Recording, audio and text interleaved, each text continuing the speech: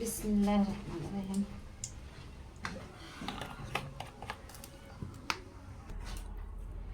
কড়াইটি বসিয়ে দিয়ে গরম করে নিয়ে তো তেল দিলাম। তেলটা গরম করে নেওয়ার পর এখন হচ্ছে এখানে আমি কুচি করে কাটা পেঁয়াজগুলো এর মধ্যে দিয়ে দিলাম।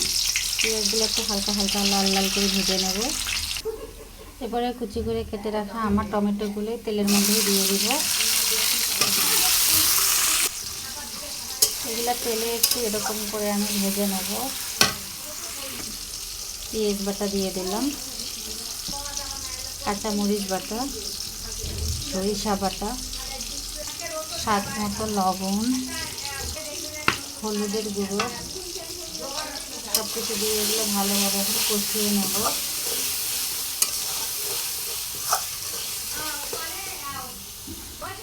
একটু মরিচের গুঁড়ো অ্যাড করে দিলাম কালারের জন্য, ভালো কালার আসবে। তাহলে কাঁচামরিচ দিয়ে কিন্তু ততটা ভালো কালার আসে না, তাই একটু মরিচের গুঁড়ো আমি অ্যাড করে দিয়ে এগুলোকে ভালোভাবে আমি এখন কষিয়ে নেব।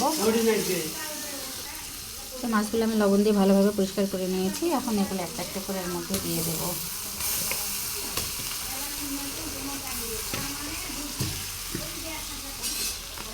এখানে আছে সিলভার কাপ মাছ, সরপুঁটি মাছ আর হচ্ছে বাটা মাছ একসঙ্গে। এটা একটু এইভাবে কষিয়ে নেব।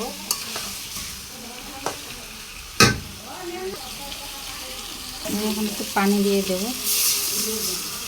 এই পানিটাতেই হচ্ছে ঝোল রেখে দেবো।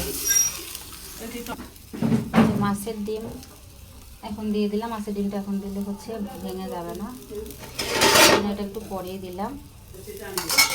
ধনিয়া পাতাগুলো এখন দিয়ে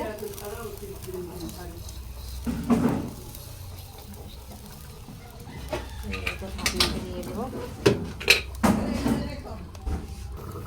কিছুক্ষণ জাল করার পরে তো একটু ঢাকনাটি উঠিয়ে দেখলাম, মাশাআল্লাহ কালারটা অনেক সুন্দর আসছে। একটু আলগাভাবে এভাবে হচ্ছে একটু নেড়ে চেড়ে দিতে হবে। আর একটু ঝোল চেখে দেখলাম আমি লবণ ঠিকঠাক আছে কিনা। আমার মতো এরকম কে কে আপুরা আছেন যে একটু লবণ চেখে দেখেন, অবশ্যই একটু লাইক কমেন্টস করে জানাবেন। আর আমার তরকারি কালারটা কেমন হয়েছে অবশ্যই একটু বলবেন। আর একটু আমি ঝোলটা টেনে নিলাম কিছুক্ষণ জাল করার পরে। তো আমার আজকে হয়ে গেছে এই পর্যন্তই। একটু এরকম ঝোলটা রাখবো, পাতলা পাতলা ঝোলটা খেতে কিন্তু ভালো লাগে। আর টাটকা মাছের এইভাবে মেখে ছেঁকে ঝোল অনেক মজাদার হয় খেতে। আপনাদের কাছে কেমন লাগে অবশ্যই একটু জানাবেন।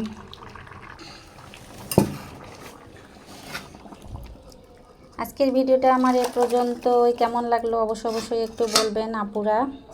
সবাই ভালো থাকবেন, সুস্থ থাকবেন। আল্লাহ হাফেজ। মাছের পাতলা পাতলা ঝোল।